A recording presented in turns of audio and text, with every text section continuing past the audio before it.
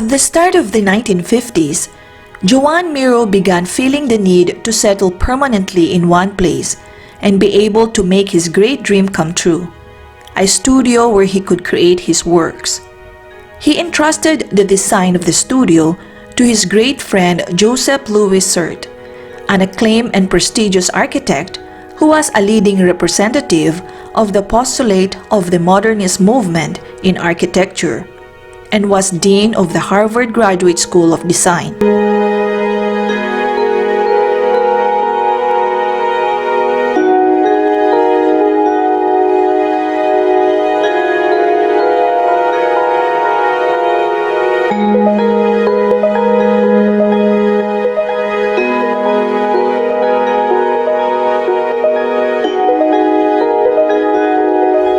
Construction of Sert's studio was carried out between 1954 and 1957. This is a mature work in which Sert perfectly combines a buildings with the uses of traditional materials and construction techniques typical of the Mediterranean area, as well as a great respect for the landscape.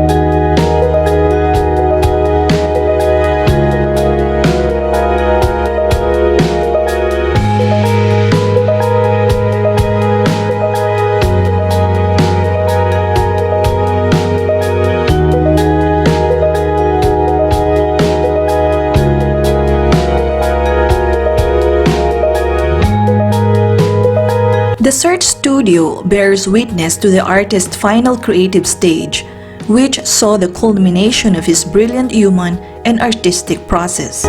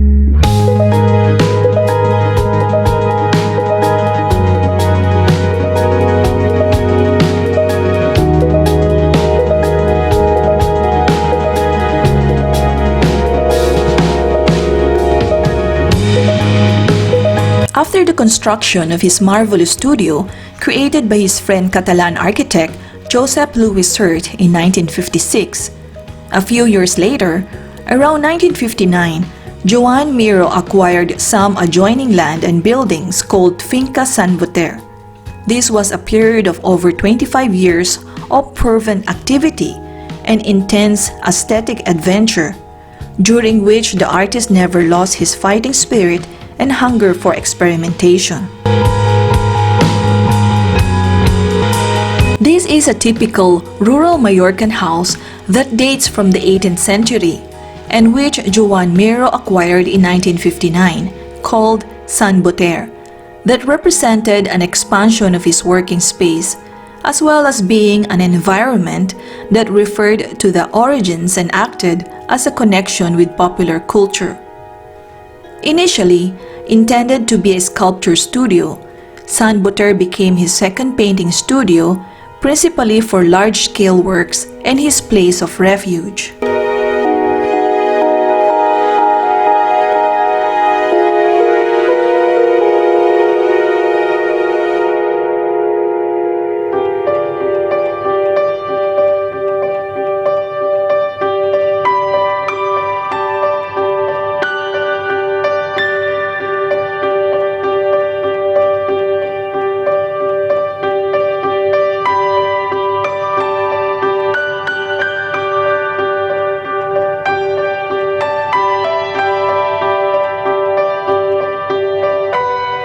Joan Miro left a very special mark on its wall where visitors can admire his charcoal drawings. Most of this graffiti relates to sculptures and they are distinctive and unique display of the artist's expression.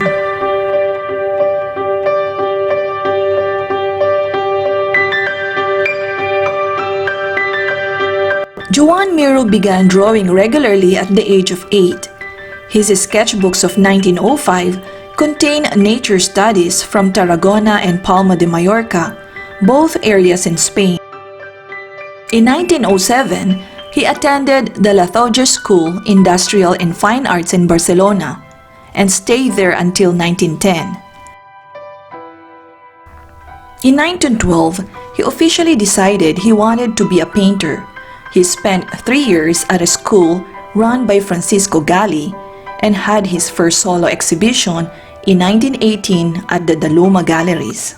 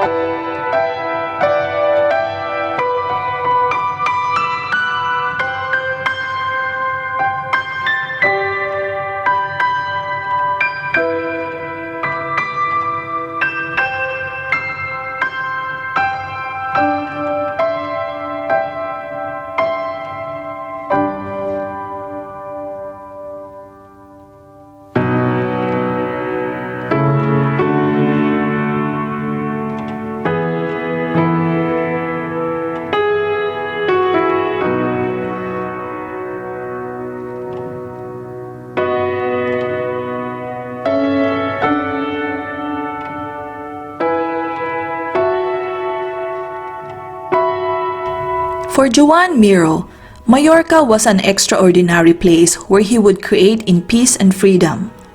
A fertile garden which he worked hard at cultivating until the end of his life. Joan Miro's relationship with Mallorca lasted his whole life, although he was born in Barcelona, Spain.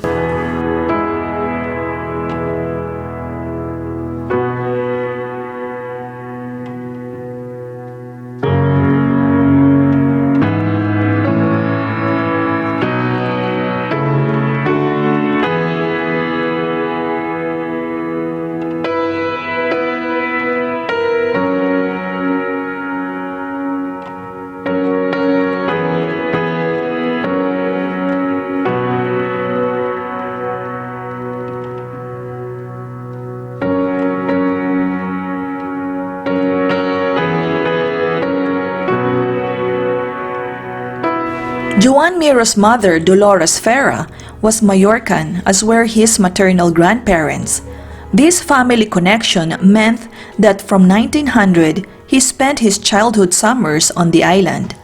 His links to Mallorca were subsequently strengthened by his engagement to Pilar Juncosa, a Mallorcan woman whom he married in 1929.